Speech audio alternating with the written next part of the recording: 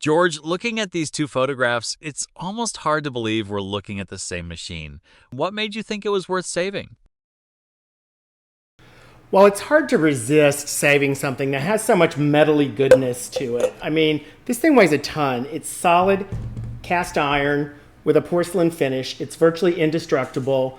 Chrome finish up here, and it was made to last, and it has. And I knew once I cleaned it up, it would be ready for many more years of service and ready for someone's collection or for someone to use if they want to.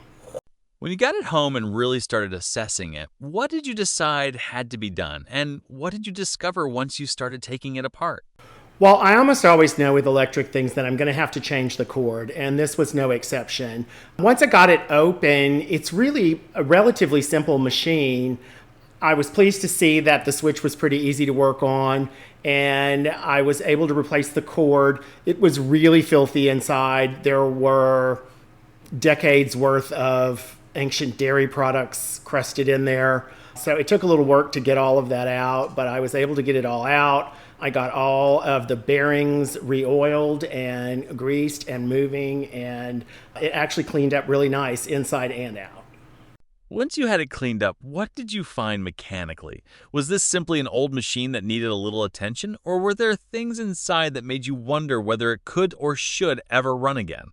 I really didn't have too many worries about using it again. Once I saw that I was able to change the cord and make sure that there were no short circuits or anywhere that there should have been insulation that there wasn't, I was pretty confident that it could be used safely. So I was able to get it reconnected and ready to run. So, after all those years, what happened when you finally plugged it in and tested it? Well, when I finally plugged it in and tested it, it ran like a top. You can kind of feel the power in that motor. I'm using this stick to trip the switch because so that you can see it turn. It's actually designed where it turns when you put the cup in. And now it runs, it mixes the malt, and when the malt's over, you remove the cup, and voila, it stops itself. So all of that is working perfectly, and I was thrilled to see that it ran like a top.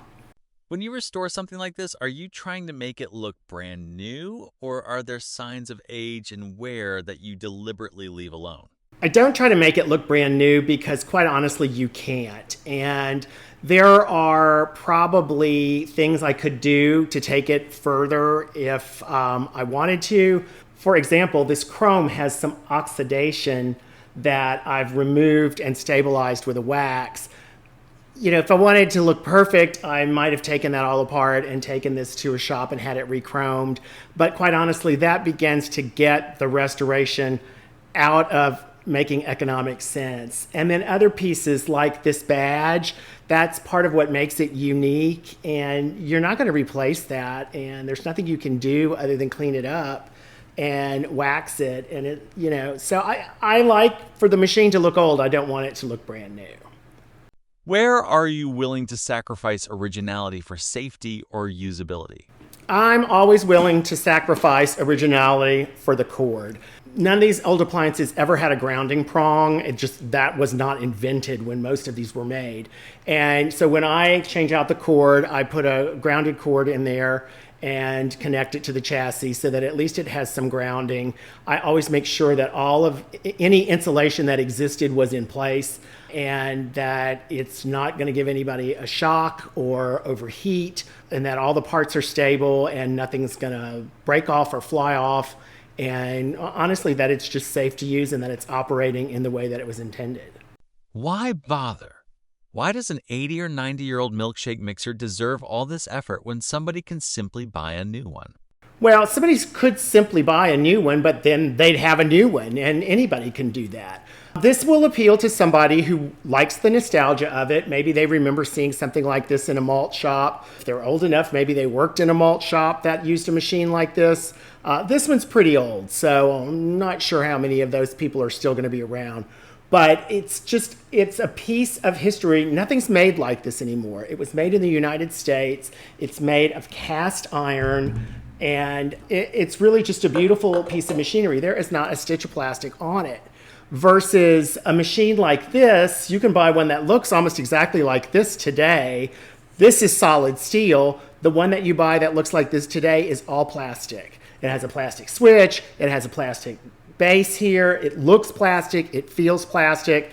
So if you want plastic, then you can buy a brand new one. But if you want something solid, substantial, and beautiful, then I think old is the way to go. Your grandparents repaired things because they had to. We don't. Why should their use it up, wear it out, make it do, or do without philosophy matter to somebody living today? Our grandparents used things up because they realized that their resources were finite. I think it's important that we use things up because we need to realize that our resources are finite. And it goes far beyond the cast iron and chrome that this machine is made out of. When you think about replacing this machine today, you would be replacing it with a piece that had parts made in one country and assembly in another country and packaging in a third country, all across the seas. And all of that movement costs us in the carbon footprint.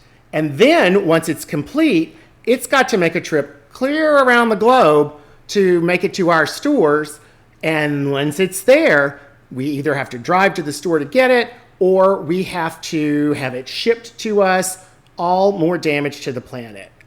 That's why I like to try to keep things working and keep things in people's homes rather than having them bring something, quite honestly, not as well made into their home today. Does everything old deserve to be saved? Where do you draw the line? I draw the line at cleanliness and safety, and nobody wants ancient dirt in their house. If I can't get something clean, then I either need to figure out a reuse for it or a disposal of it. The other thing is safety, and this percolator is a really good example. This percolator has its cord missing. I don't have the cord that originally came with it. Interestingly enough, the main thing with these old percolators and other equipment with removable cords is that you got to get this pin spacing right. And I was thrilled when I found a cord that had the correct pin spacing. But then when I went to plug it in and test it, I realized that these pins are significantly longer than what you normally see, and they won't be concealed all the way by the plug housing. That's not safe. That leaves 110 volts exposed on each side. And it would be so easy to get a finger on that or have water spill into that. And that would be not good. So something like this, it will either become a decorative item or parts of it will be repurposed. But unless I can find an original cord that fits this, I can't take a chance on the cord that's made today. What does a machine like this actually preserve? Is it the object itself, the way things used to be made, or something about the people and places that once used it? I think a machine like this preserves two things. For people, it preserves memories. There are people who remember soda fountains and remember being taken to the soda fountain as a child by their parents or grandparents. Those are special memories, and things like this remind people of that.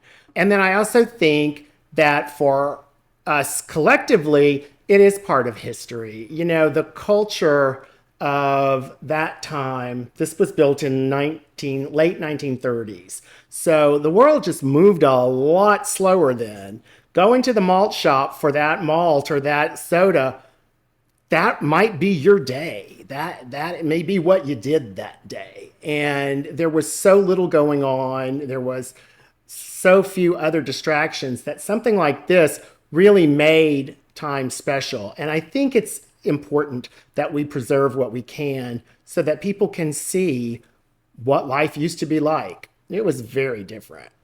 When somebody buys this today and puts it in their kitchen, are they really buying an old appliance or are they buying something else? I think when somebody buys this today, they could buy it for several different reasons. Some people will buy it for the memory and the history.